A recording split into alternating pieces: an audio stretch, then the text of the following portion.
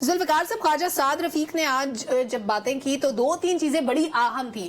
وہ کہتے ہیں کہ 2018 میں ہمارے ہاتھ پاؤں بندھے ہوئے تھے، ہم نہیں چاہتے کہ کسی کے بھی ہاتھ پاؤں بندھے ہو۔ آپ کے خیال میں نون لیگ کی جو سینئر لیڈرشپ ہے اس کے اندر یہ سیاسی بصیرت موجود ہے کہ وہ کہیں دل سے کہ سب کے لیے کھلا میدان ہونا چاہیے اور الیکشن میں ساری پارٹیز کو ایکولی پارٹیسپیٹ کرنا چاہیے؟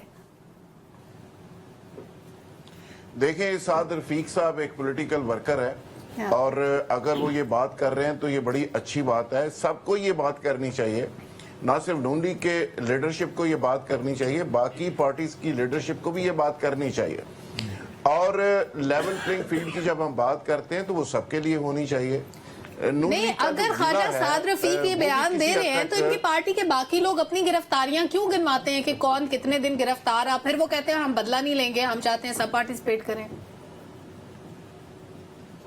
میں اسی طرف ہی آ رہا تھا اگر مجھے موقع دیتی۔ میں کہہ رہا ہوں کہ نواز لیگ جب یہ گلہ کرتی ہے کہ ہمارے ساتھ ہو کیا رہا ہے اور ماضی کے اندر کیا ہوا، تو وہ جسٹیفائیڈ اس لیے ہے کہ یہاں پہ ماڈل ایک ہی رہا ہے۔ اگر قاسم کے ابا کو لانا ہے، نواز شریف صاحب کو لانا ہے اور بھیجنا ہے اور پھر لانا ہے، تو اس کے لیے کوئی پارٹی، ایک پارٹی بھی اس وقت پاکستان کے اندر ایسی نہیں ہے ماسوائے ان چھوٹی پارٹیز کے کہ جن کو موقع نہیں مل رہا، جن کی سی وی اتنی باری نہیں ہے۔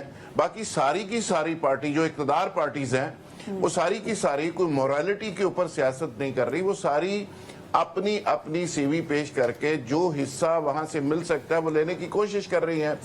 نواز لیگ نے بڑی سمارٹلی عمران خان کی غلطیوں کو ایکسپلائٹ کیا اور اپنی باری لے لی، اور وہ صاحب اندر ہے اور نواز لیگ نے اور پی ڈی ایم نے ایک پلیٹ فارم پہ 16 مہینے حکومت بھی کی۔ اب دوبارہ ان کے لیے سارے راستے کلیئر ہیں۔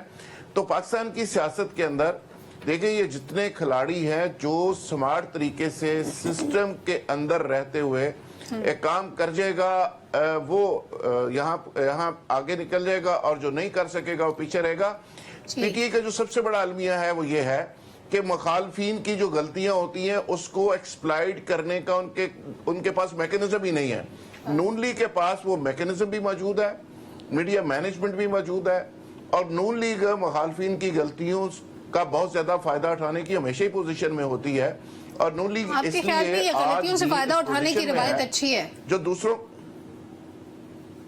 دیکھیں، مخالف کی غلطیوں کی ہمیشہ سے دوسرا ہمیشہ ہی فائدہ اٹھاتا ہے، اٹھانا بھی چاہیے، یہ رائٹ ہوتا ہے مخالف کا۔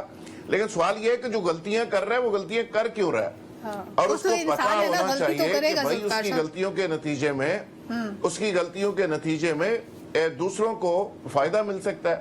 تو نواز لیگ کے ساتھ بھی ماضی میں وہ سب کچھ ہوا جس کا وہ ذکر کرتے ہیں، اس کو آپ اور میں جھٹلا تو نہیں سکتے۔